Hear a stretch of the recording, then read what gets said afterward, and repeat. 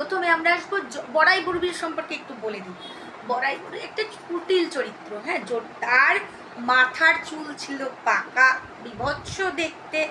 তাকে নিয়োগ করা হয়েছিল রাধার রক্ষণাবেক্ষণের কাজে, যাতে রাধাকে তিনি দেখাশোনা করে রাখতে পারেন, যুবতী রাধার যাতে অন্যদিকে মন না যায়। কিন্তু এই বড়াই বুড়ি কিন্তু রক্ষক ভক্ষ হলেন, তিনি শ্রীকৃষ্ণ এবং রাধার মধ্যে প্রেমের কি বলবো দূত হিসাবে কাজ করলেন। জন্মকাণ্ড গল্পের মতো শুনবে।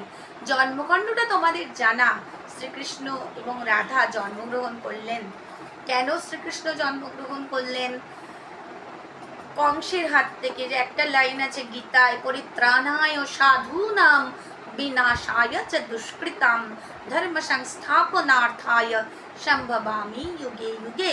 সাধুদের পরিত্রাণের জন্য